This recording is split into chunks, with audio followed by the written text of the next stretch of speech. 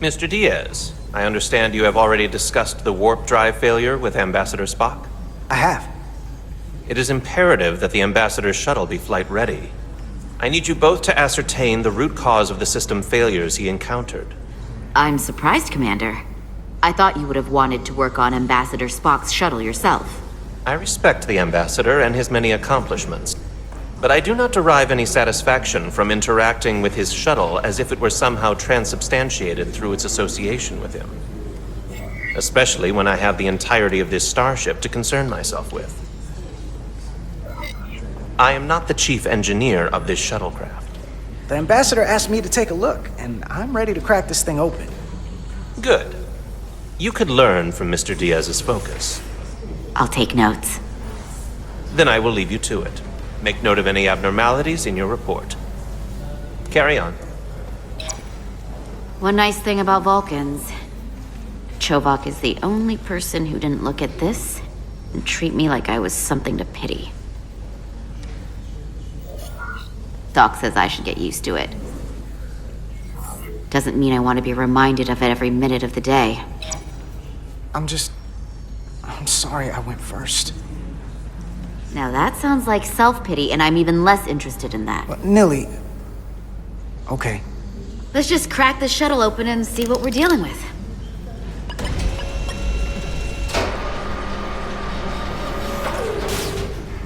Ready to go? All set. Let's run the diagnostic.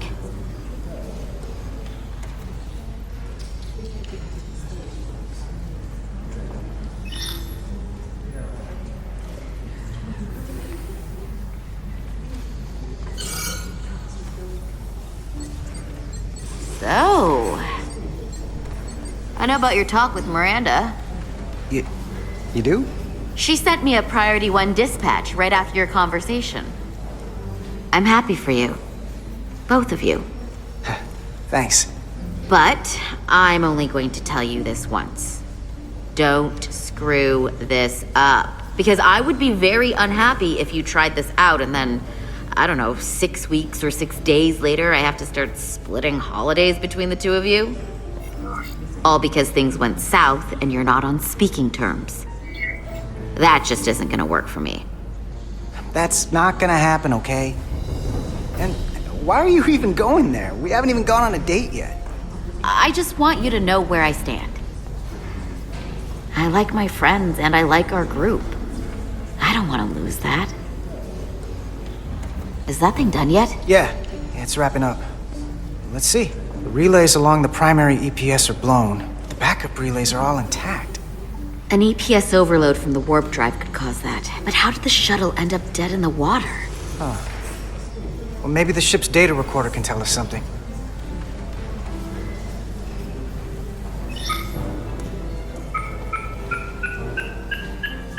Here. They were only about 8 minutes from their plotted warp point. No faults, just those warnings. What are they?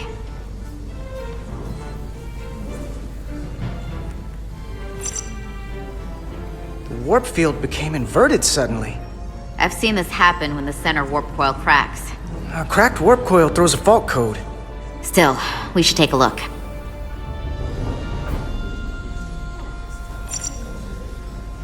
Subspace variance out of tolerance. What does that mean? It means the main navigation array lost sight of space somehow. Will the array going offline cause that? Yes, but it should have also thrown a fault code.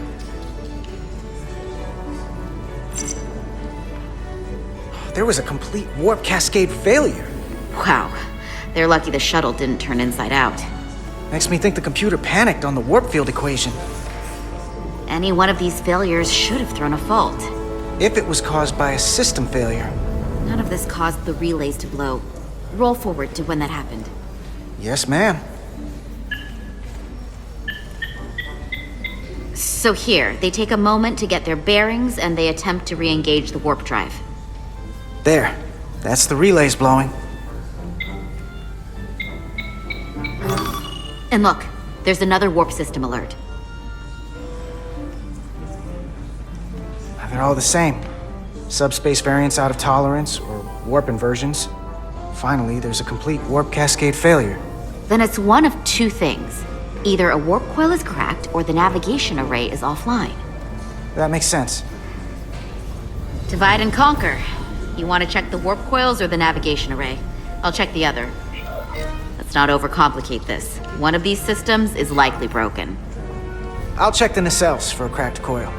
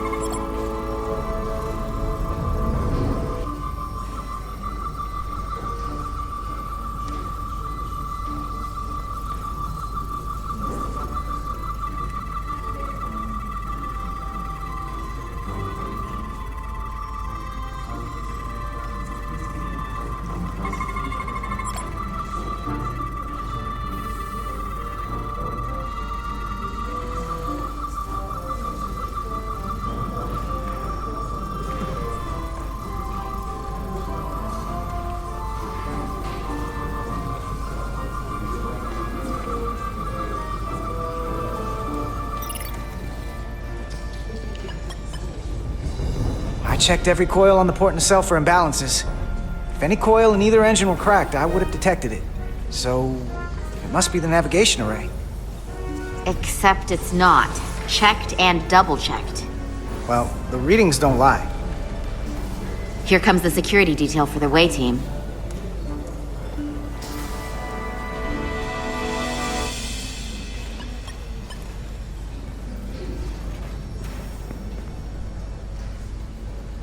Hey.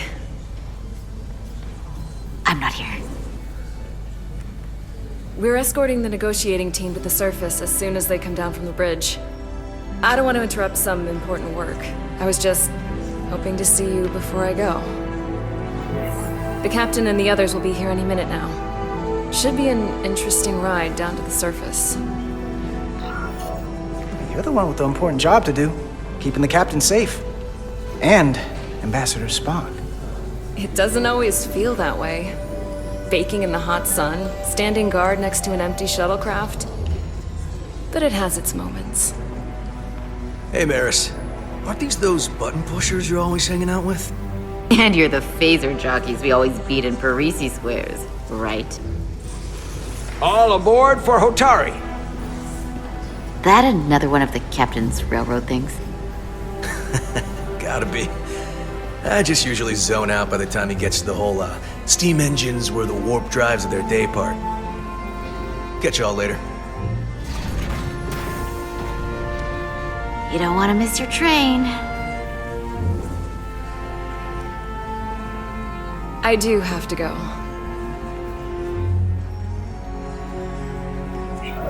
Not gonna lie, I'd rather not leave right now. Do me a favor. Come back safe. Deal.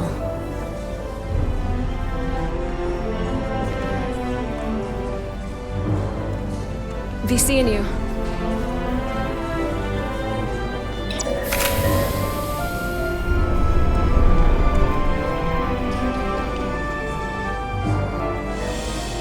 Etzelar Diaz. If you could float back down to reality, we still have a ways to go. All right, where were we? So, the warp coils in the navigation array are fine, but the nav computer doesn't seem to think so. I'm out of ideas short of field stripping the shuttle from bow to stern. You wanna take this out of the shuttle and throw it on the bench? Oh, real hands-on maintenance. I like it. Okay, the nav computer is patched into the ship. The ship's computer can double-check our work. If the shuttle's nav computer is putting out false data, we'll know it. Let's run through the shuttle's logs again. Running now.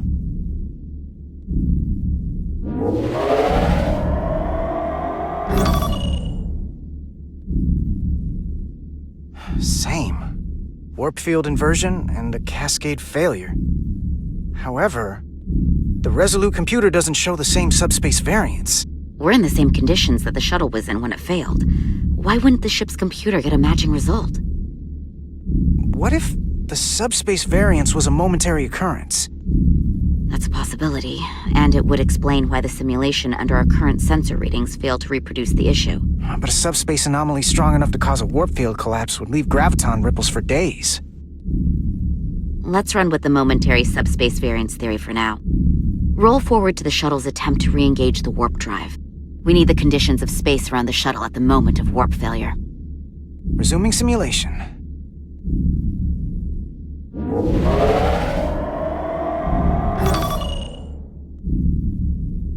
Error in warp field calculation. Cochrane formula variables are out of range.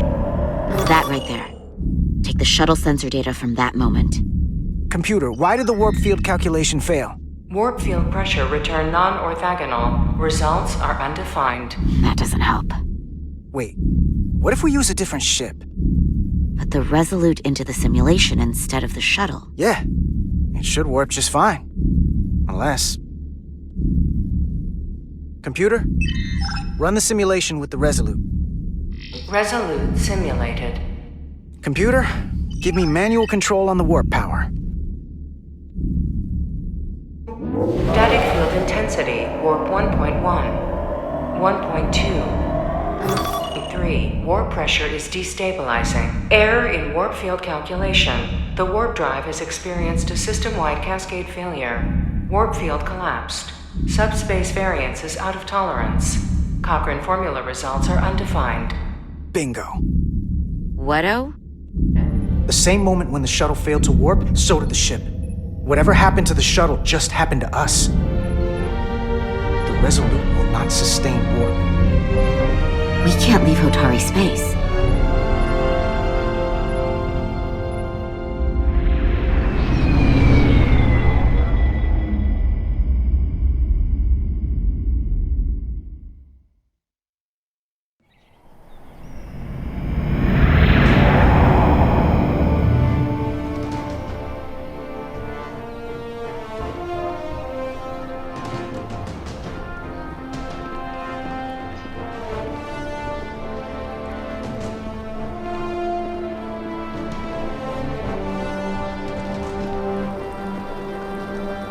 Ambassador Spock, Captain Solano, welcome to Hotari.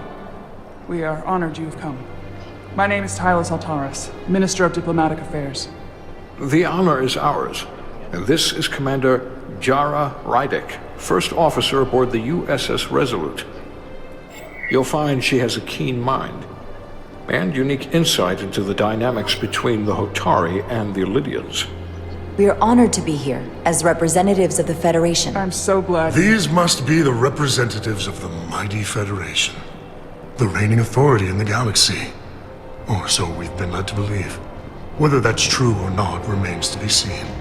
But, either way, we're grateful you've made the time to come to our little corner of the universe. And you are? This is Galvin, and this is Citron, the heroes of the revolt in the mines.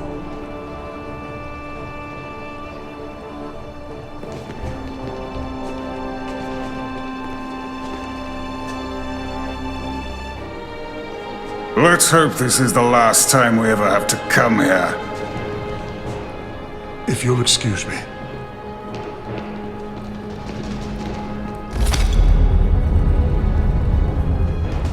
think we're about to begin. Did you hear the arrogance from that guy?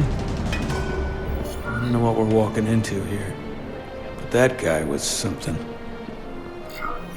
Something about his tone tells me this won't be easy. That was my sense as well. I doubt he speaks for all of Hotari, so I would urge patience until we speak with their queen.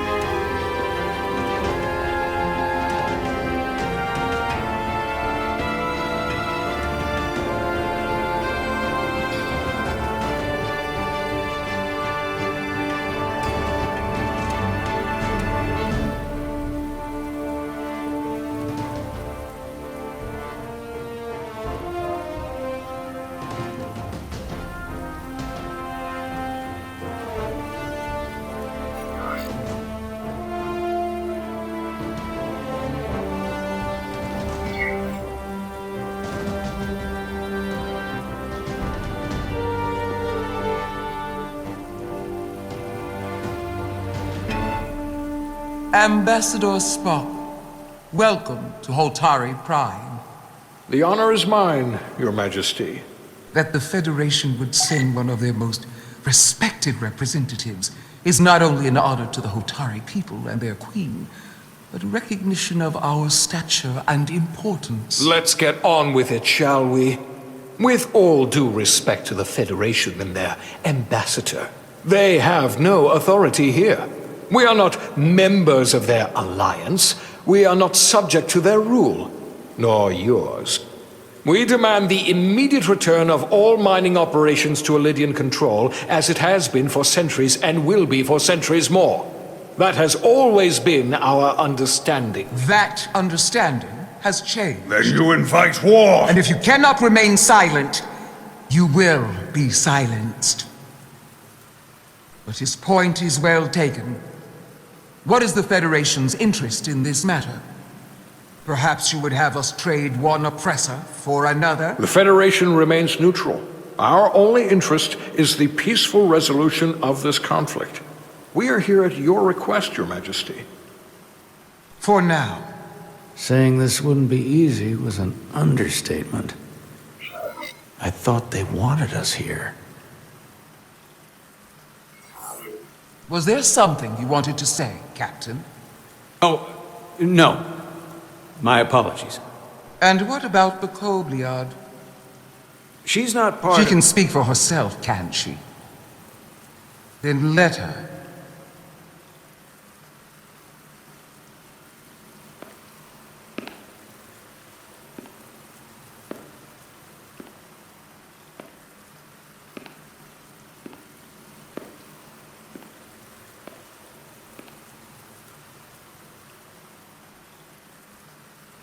Now then, what is your name?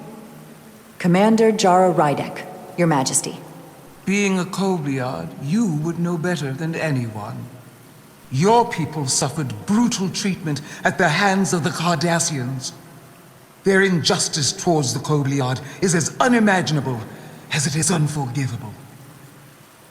Not unlike how we have been treated by the Elydians. As much as they'd have you believe they are the victims here, remember it was the Hotari who attacked us. Hundreds of innocent Elydians were slaughtered without mercy in those mines. The blood is on their hands, not ours! Quiet!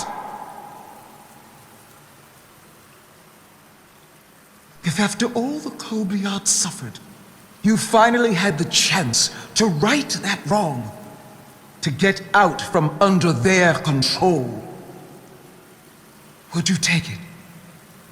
Or would you negotiate a peace?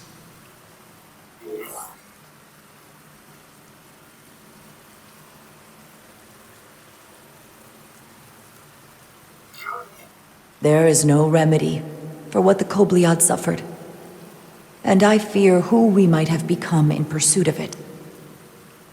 There is no justice if the oppressed become the oppressor. So I would willingly accept a peaceful resolution if it were offered. That is the real opportunity. Perhaps, Commander Rydak. Perhaps. Unfortunately, that was not the case, was it? No, it was not. Peace is often elusive to those who need it most. The Federation is the most powerful, most advanced alliance in the galaxy. It's widely known we have an abundance of dilithium in our mines. And it's in your interest to secure a steady supply. Your Majesty, if I may. Ambassador Spock would have us believe you're here as a neutral party in the interest of peace. So why are you really here? I want the truth, not your Federation rhetoric.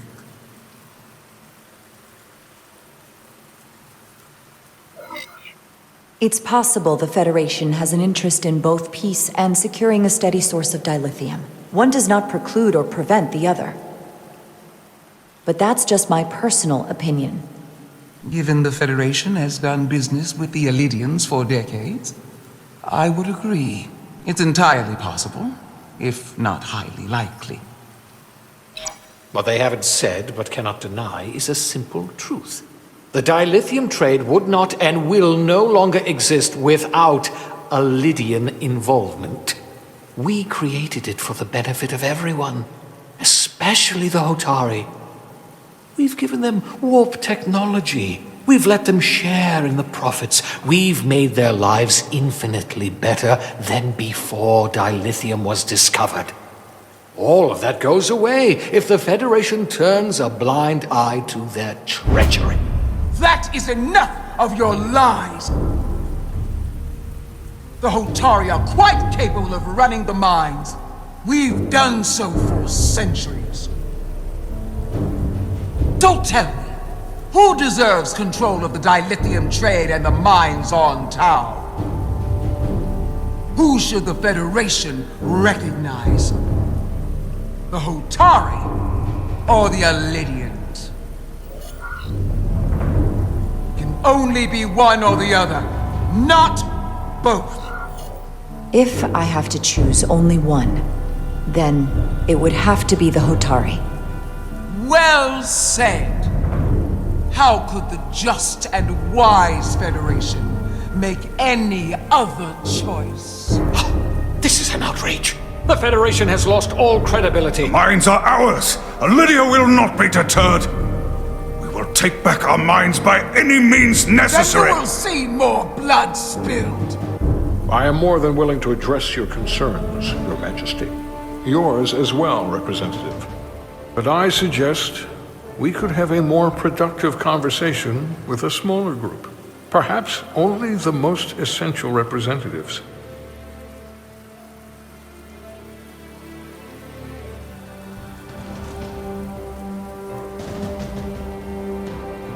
I suppose there is some sense to that.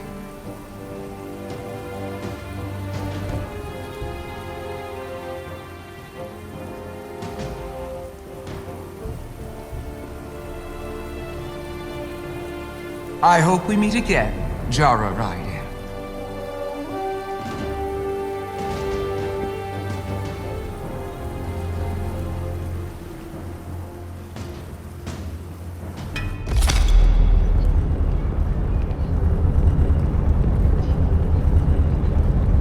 Spock and I will cover everything on the diplomatic front. You make nice with the locals and see if you can get some answers. We need to find out why the Hotari are so willing to risk war. What happened in those mines?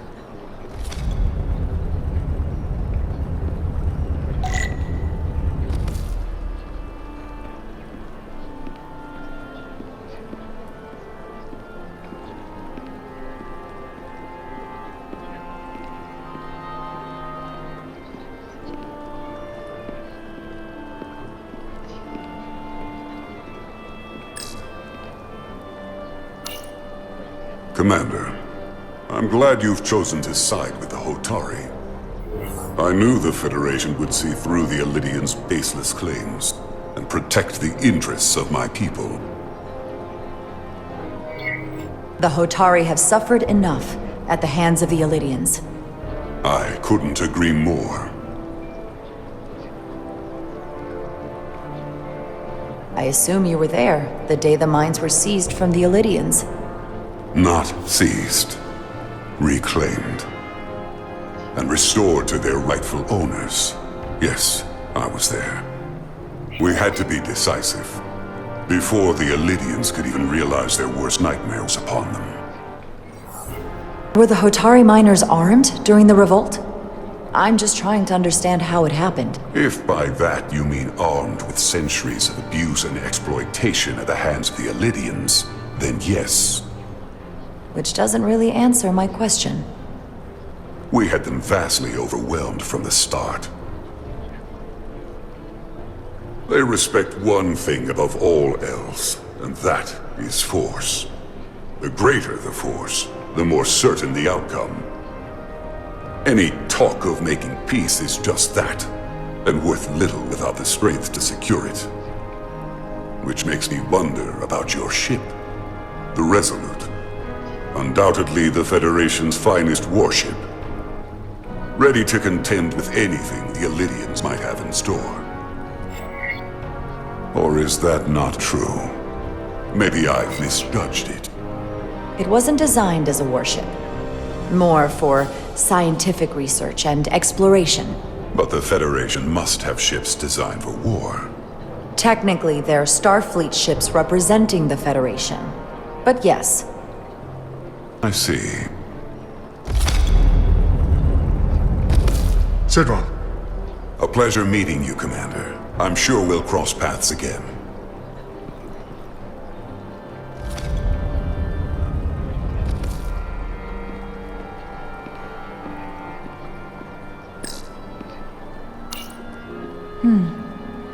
Soothing.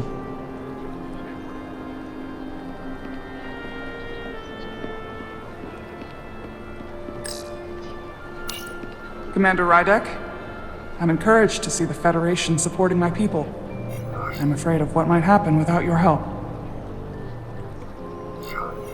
If anyone deserves thanks, it's Ambassador Spock. No one is more invested in negotiating a peaceful settlement to this conflict than he is. I'm so glad. We need his help before the situation escalates further than it already has. It's been very trying. I saw you speaking with Sidron, our national hero. I'm curious, what did he say? He seems to be of the opinion that negotiating for peace is a waste of time. Because force is the only blunt instrument he understands. He's a miner, not a diplomat. For the first time in our history, the Hotari have the upper hand. We see ourselves as strong instead of downtrodden. New voices have risen up. Old voices shouted down. Galvin and Sidron have become national heroes. Now they have the Queen's ear. Better or worse, depending on your perspective. I assume they've taken your place. I was one of the Queen's most trusted advisors. And I hope to prove myself worthy of being so again. Which is why you're here. My fear has been that the Illidians will launch an attack and crush us. You've seen their starship, no doubt. They could have retaken the mines whenever they wanted to. But it never happened. And as strange as this may sound, I'd almost say they're afraid. I just don't know what they're afraid of. It's still the same bluster and bravado you would expect from them. But it has no teeth. Like they're afraid of what might happen. Because of what happened in the mines. Is it Galvin they're afraid of? It's entirely possible. But I don't know for sure. Whatever Galvin is doing in those mines is turning everything upside down. But no one knows exactly what's happening.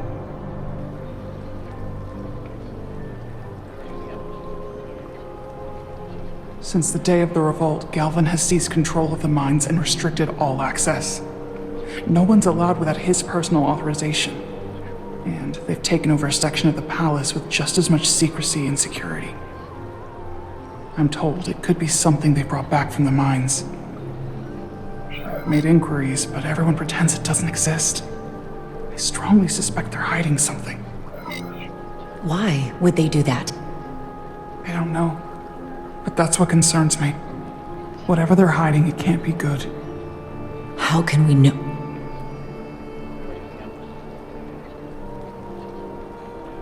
I'd better see what's happening. Do you think you can find out what they're hiding? I need to see proof of something before I can make my case to the Federation. I can try, but even if I found it, I might not know what to make of it. Take this. You can use it to capture whatever you find, and then send it to me.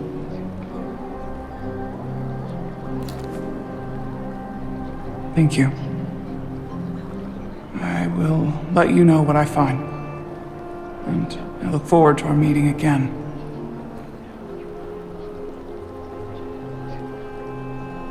Sorry, I couldn't help but notice you were speaking with the Hotari this whole time. I figured in the interest of fairness, I should offer another perspective. Of course.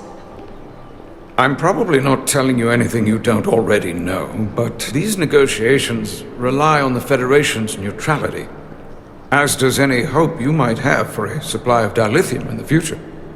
So, why you would choose to side with the Hotari escapes me. Without Lydian involvement, there is no dilithium trade. But clearly, you weren't aware. Of all my concerns, dilithium is not one of them. I could care less about securing a supply, now or in the future. I'd be curious to know if the rest of the Federation shares your indifference. Major Salit Arminta, Special Attaché, Lydian Armed Forces. Pleasure to meet you, Commander. I have my issues with the Hotari, but I have to give them some credit. They know how to seize an opportunity. Inciting an uprising the same day as a massive once-in-a-lifetime ion storm. Our assumption was that this storm was just an anomaly. Yes, a very convenient anomaly. At least that was what we were told. Of course, I wasn't there. But who am I to say otherwise? You sound skeptical. Well, the official story is that it was the storm that enabled the revolt. How else do a bunch of unarmed, unorganized miners seize control of an entire moon, much less thousands of mines? But I've talked to people who were there. They tell a different story. They say they're lucky to have escaped with their lives, that it was more than just the storm, that somehow the miners were able to harness the energy from the storm. I know it sounds crazy. I'm not even sure I believe it myself. But that's what they said. You said the Hotari were primitive. Well, they are. Except for the part about weaponizing ion storms.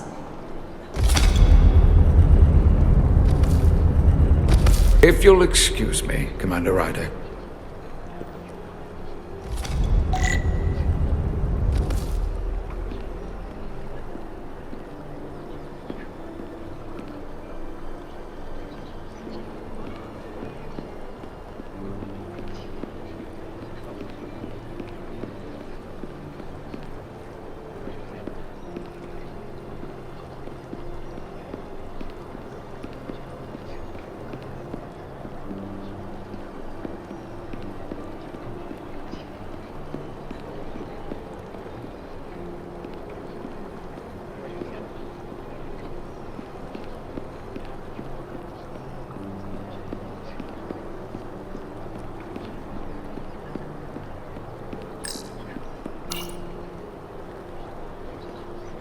They seem proud of their culture.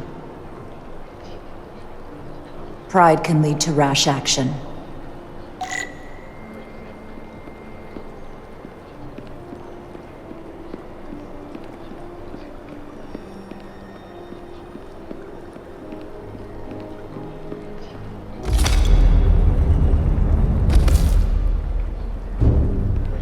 Well, that was a disaster. What happened? The Hotari refused to concede anything, so the Elydians stormed out. The Hotari did not invite us here as peacekeepers. I hope your efforts were more fruitful than ours.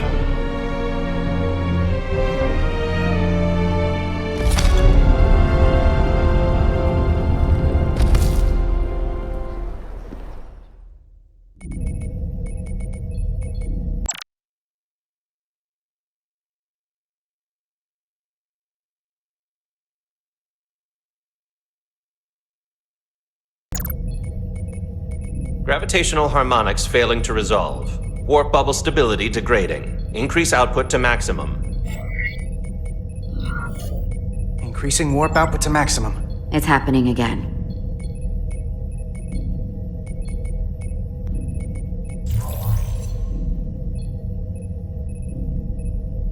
It is evident that presently, the Resolute cannot achieve warp propulsion. Since our diagnostics rule out any problems with our warp systems or anything about the ship, the problem appears to be the fabric of space itself. Space itself?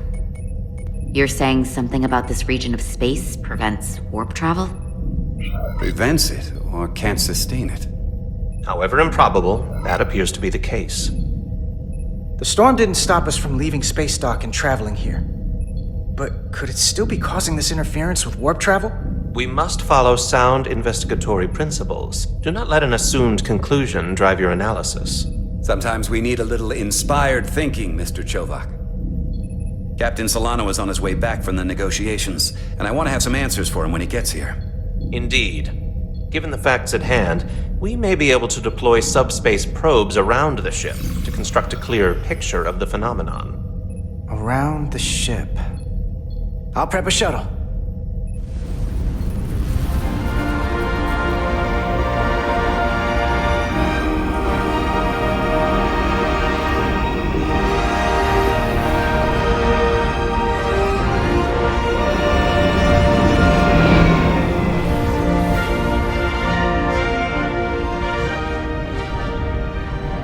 I'm setting up a waypoint at a distance roughly corresponding to the edge of our warp field. When we get there, I'll deploy the first probe.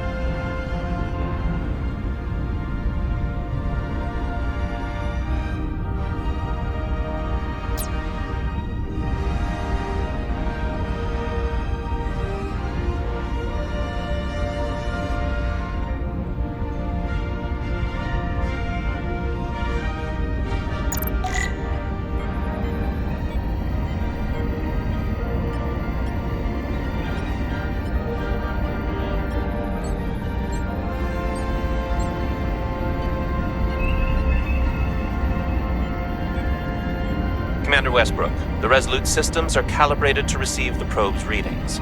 We are standing by to reproduce the warp field collapse after the first probe is deployed. Thank you, Mr. Chovak. We'll be in position shortly. And, Mr. Diaz, do take care in piloting the shuttlecraft. Now is not the time to indulge in the human penchant for joyriding. Chovak probably isn't such a fun guy to work for, huh?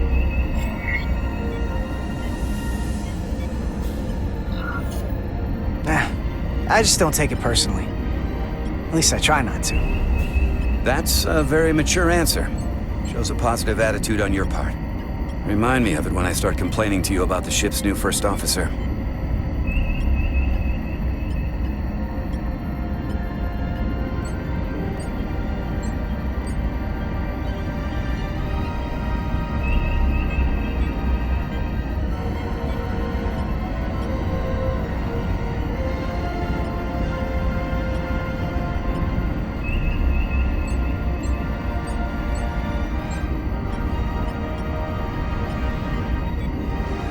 This is far enough.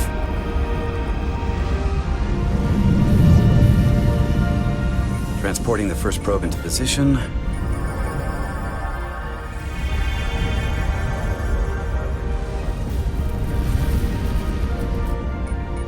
Westbrook here. The first probe is deployed. Understood. We are reading it. We are about to replay the simulation.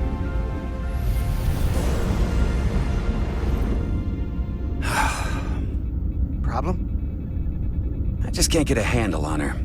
Commander Rydek. She rejected my plan to use a deflector pulse against the storm surge. But on the other, she did listen to my advice and use the whole polarity trick to get you through that excursion alive.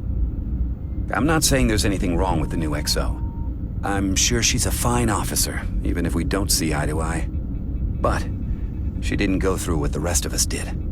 You know that. And it's hard to figure out why she'd be the one Solano chose instead of, well, one of us. I've heard some good things. You should at least give her a chance. I'll take that under advisement. Test is running. Warp field collapse in 3, 2, 1, mark.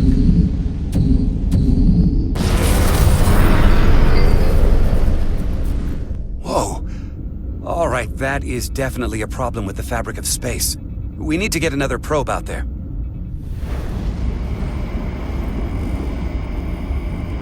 With 2 points of data, the Resolute and the probe, we've managed to get an interference pattern. I'm setting a waypoint to a particularly strong area of interference. We'll deploy the second probe there.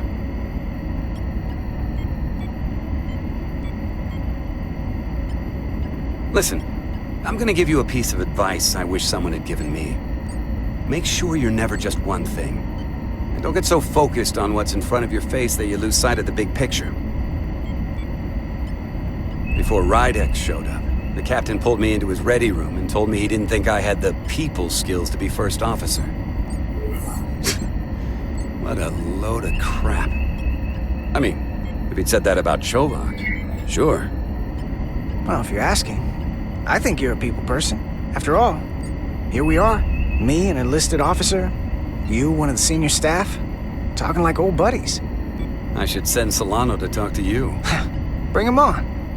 I'm sure you can handle him. You've got potential. You're a capable engineer. You're good in the field. Keep up the good work, and who knows?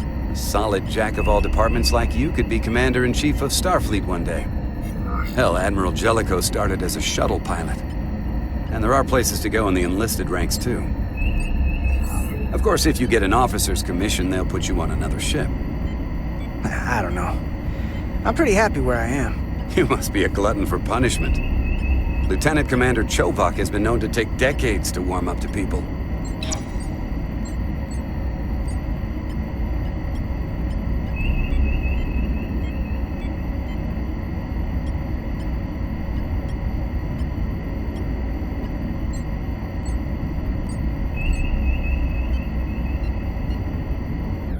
Here. This is close enough. Stop the engines. Deploying the probe. Westbrook to Commander Chovak. We're ready for another sampling of data. Very good. Running the simulation again. Warp field collapse in 3, 2, 1, mark. There it is again. I saw it. It seems to be directional. But what about the scans? Anything?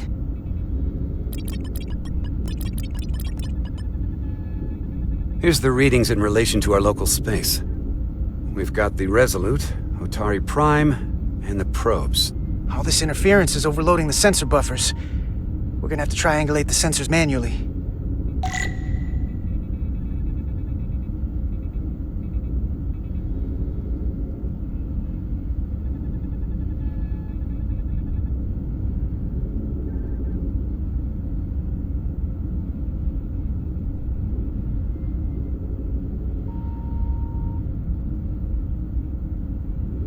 We got something. These markers indicate peaks in the gravimetric interference patterns. Let's see if I can find some more.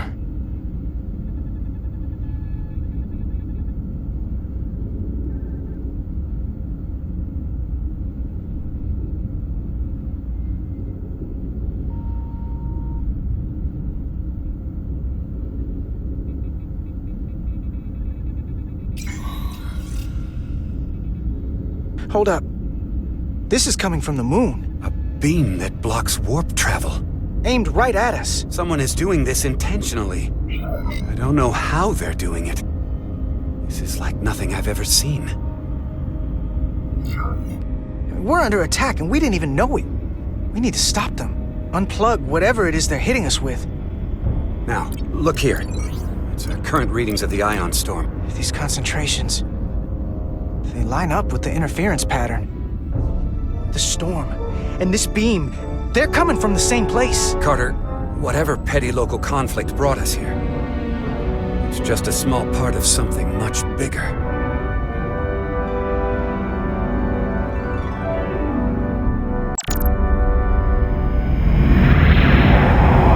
Presently, we don't have an explanation for how they're doing this.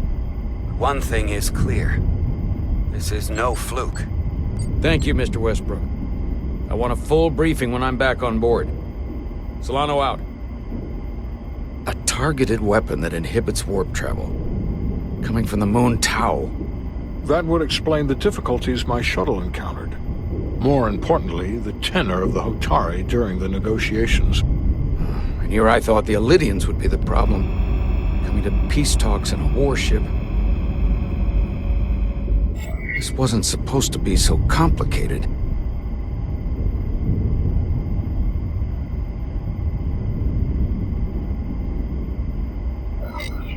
I don't know why the Hotari wanted us here, but it wasn't to negotiate. Clearly, peace is not their intention. Then what is? Why go through this charade?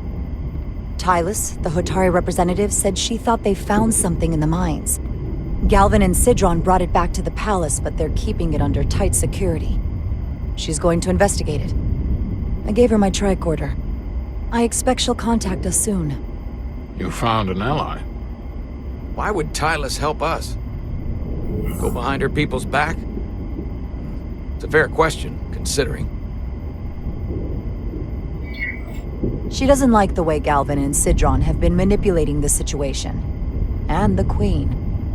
Working with us to go around them isn't the same as betraying her people. That may be true. She's certainly more likely to help than the other Hotari we've met. That raises another question. Specifically, what do the other Hotari have to gain in bringing us here, only to make this hostile maneuver against us? There must be some motivation. Unless they changed their minds between when they asked and when we got here. Sidron was very curious when we spoke outside the Queen's chamber. He wanted to know all about us, our ship, the Federation. He wasn't giving any answers. He was looking for them. Well, I'm sure you didn't tell him too much. I don't think the Elydians know what's really down on that moon either. Major Armintas said the revolt defied explanation. That the Hotari miners somehow harnessed the energy of the storm. Harness the energy of the storm? Doing that is beyond even our capabilities. So is a weapon that disrupts warp travel. There have been civilizations and entities, both past and present, far more technologically advanced than the Federation. The Elydians and Hotari don't fall into that category. But that is all the more reason to investigate further. Commander Rydek, sorry to interrupt. We've received an urgent call from Hotari. The Queen's advisor, Tylus, has asked to speak with you. Put her through.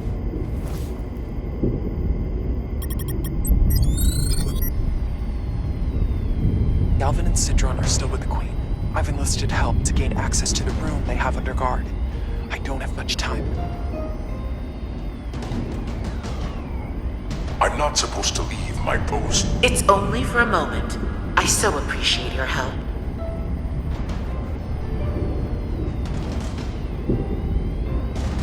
I found something. I'm sending you a scan.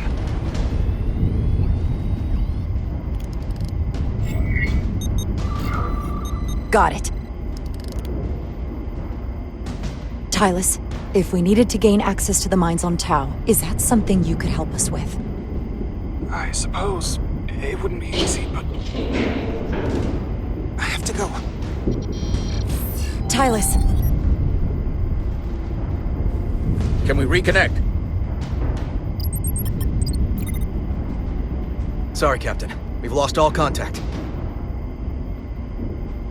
We can only hope she escaped without harm.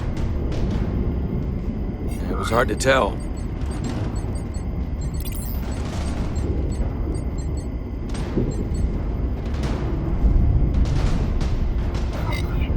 I'm the one who got her into this.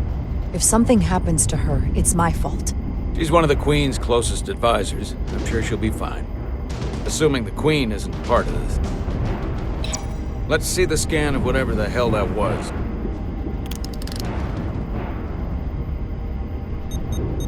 Tylus suspects this came from the mines on Tau.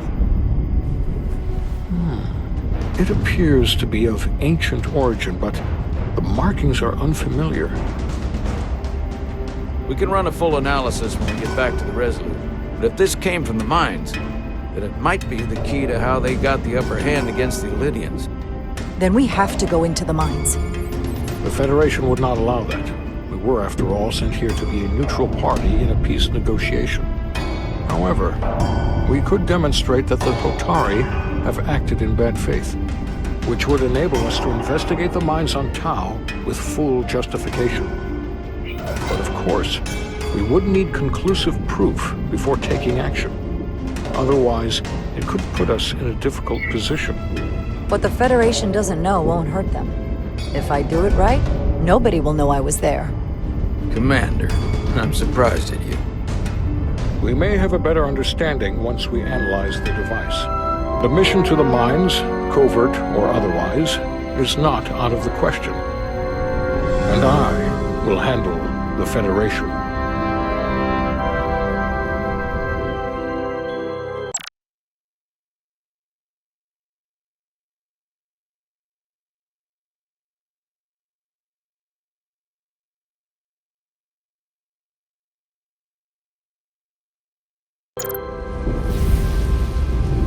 As I was telling Carter, I want all the data I can get on this warp problem.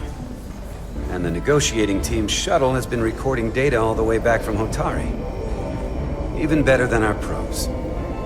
So pull the sensor and engine ISOs from the Melville when it sets down. Will do.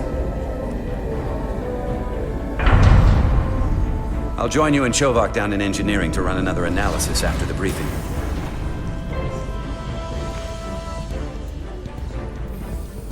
I didn't like this warp problem when we thought it was some astronomical anomaly. And I like it a hell of a lot less now that we know someone is doing it to us. How does it work? What do we even do about it? What do you say we pull these chips and find out? Took some damage on the way.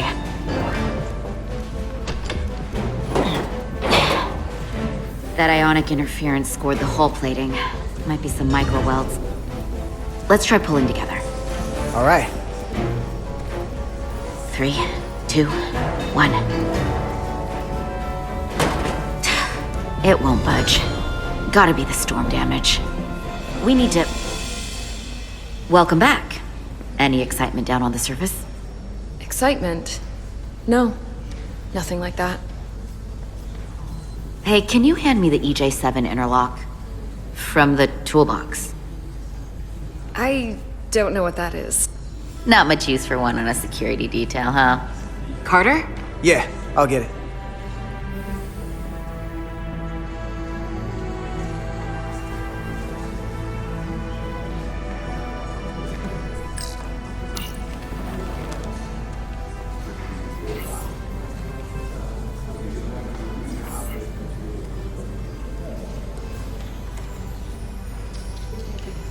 Okay, I'll apply pressure while you decouple the panel.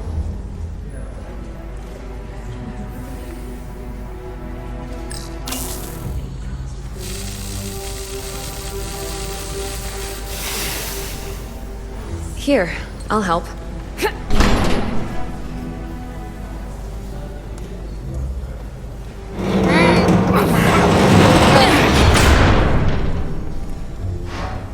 We've got this.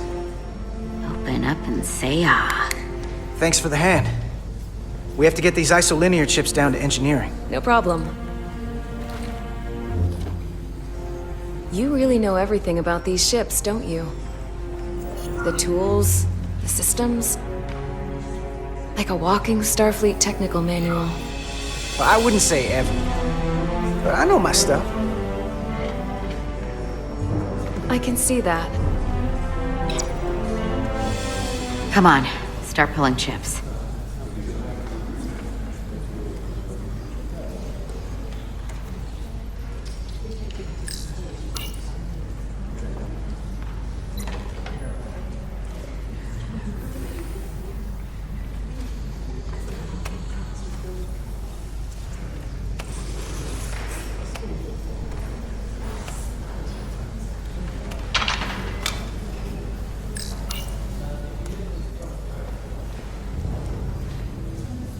What's this? Some kind of crystal formation?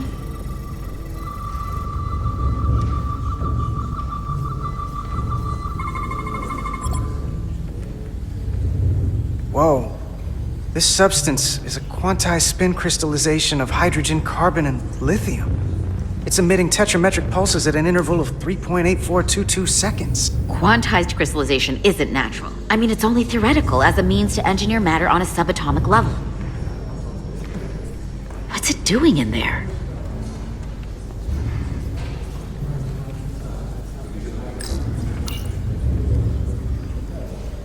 Wait. Regulation 364, subsection 9. What? Regulation 364, subsection 9 orders that in the case of an unknown foreign substance infiltrating a sealed system, it will be placed in secure confinement before further examination. Retrieve a containment module. Don't you think we're more equipped to deal with whatever this is? No. Before anything else, this is a security issue. You don't even know what this is. Which is why we need to study it. Once it's contained. Well, if it's not natural, then someone might have put it there. It could be a tracking device, some kind of sabotage, or even a bomb.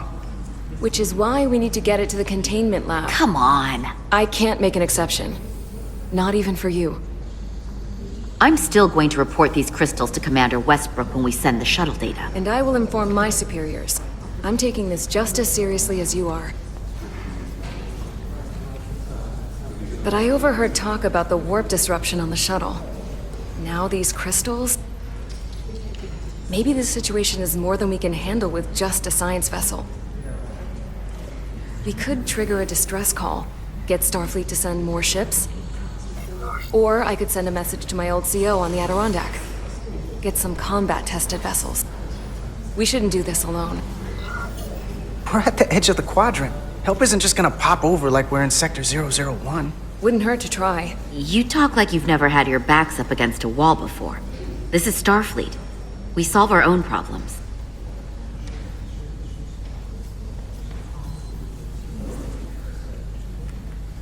Okay, stand back.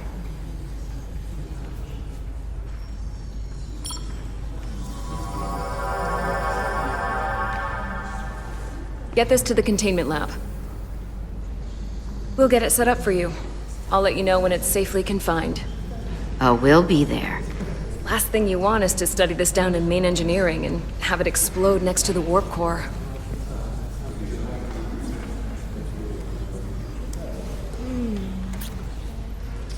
Almost forgot. Can't have that. For a second, I thought she'd gone cold on you. Like she might have changed her mind. But I guess this whole situation has her spooked. Maybe she knows more than us? Or it's because this is all happening so fast? But she usually doesn't scare easy. Yeah, there was something a little off about her. Like that talk about sending a distress call? That was pretty out there. She was probably just thinking out loud. I'm sure she'll come to her senses. This mission has enough complications stacking up. Now, we'll get through it. You, me, and Miranda too.